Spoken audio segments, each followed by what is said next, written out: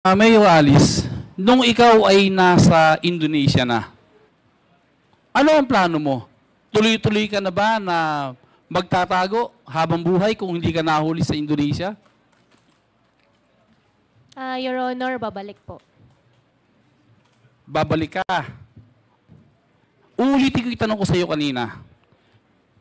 Kung hindi mo sinagot yung tanong ko kanina kung sino ang nag-convince sa'yo para umalis, tatanong ko naman sa'yo, sino ang nag-encourage sa'yo para bumalik ng Pilipinas?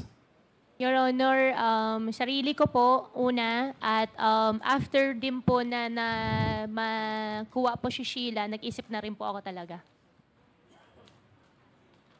Alam mo, Mayor Alice, sa lahat ng tumakas, sa lahat ng nahuli na nagtatago, ikaw lang ang nakita ko na masayang-masaya ka, nakangiti ka, relax na relax ka. Pwede bang sabihin mo sa amin anong tulay na reason, anong tulay na dahilan, bakit gano'n ang reaction na nakikita ng buong Pilipinas sa'yo?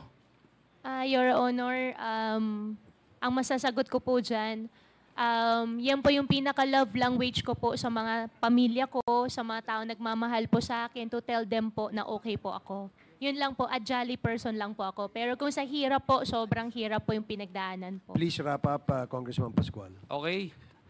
Thank you, Mr. Chair. Konti lang itatanong ko. Karamihan ng gusto kong itanong ay naitanong din sa kanya buhat kaninang umaga. Ang isang tanong ko sa iyo, Mayor Go, sinabi mo kanina na undecided ka pa sa pagtakbo mo this coming local election.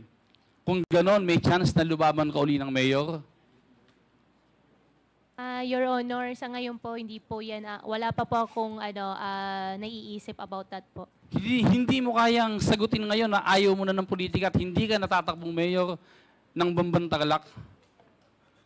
Your Honor, hindi ko pa yan iniisip po talaga. Okay. Thank you po, Your Honor. Huling tanong na lang. Kanino pa sinasabi na kaya hindi ka masagot dahil nasa korte na ang kaso? May tanong ako sa iyo. Ano yung kaso na nakasampa na sa iyo ngayon na nilabasan ka ng warrant of arrest? Meron na ba? Your Honor, meron po. I have 8 pending cases po on the court po ngayon. Ang nilabas po nila ngayon na for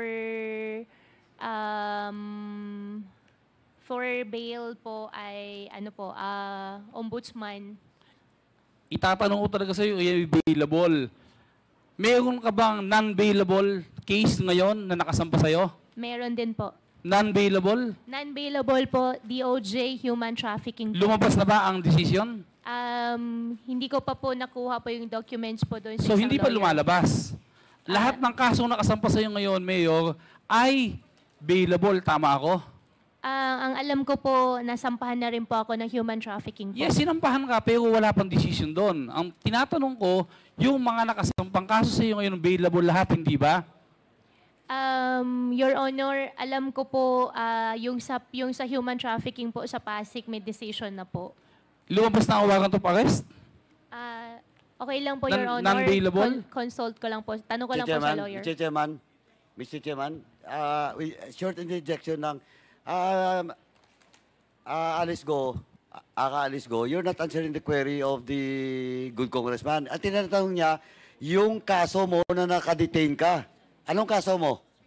Bailable ba o hindi? Bailable, tama? Yung sa ombudsman po. Available. Ang pangalawang tanong ko sa iyo, bakit hindi kayo nagbe-bail? Bailable pala. Your Honor, hinintayin din po namin yung lumabas po yung isang kaso po. You're not answering the query. Bakit hindi kayo nag-bail? Magkano bang bail ban supposedly? Magkano?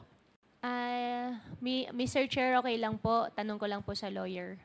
Tanungin mo, magkano bail ban, Mr. Lawyer?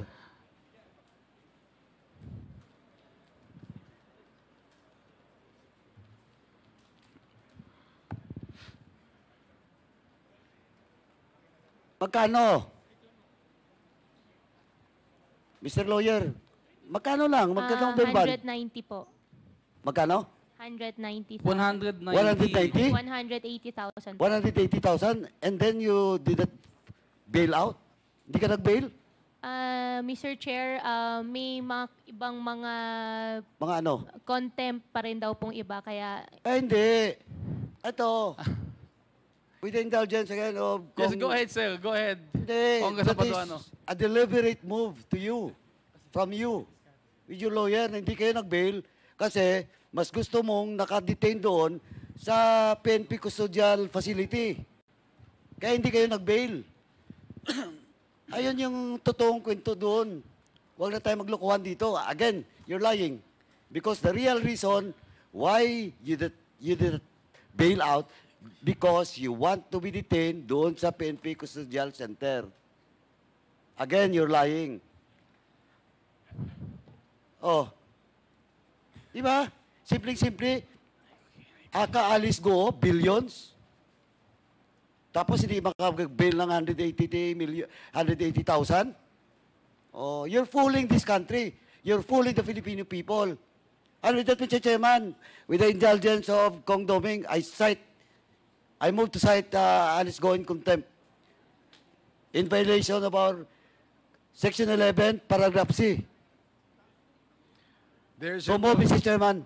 Okay, there's a motion to cite Alice Go, aka Go Waping, in contempt for violating Section 11, Paragraph C of the Rules of Procedure governing inquiries in aid of legislation. And this is duly seconded. Are there any objections? Hearing none, the motion is approved. Mr. Chairman. Alice Go, aka Go Waping, is cited in contempt.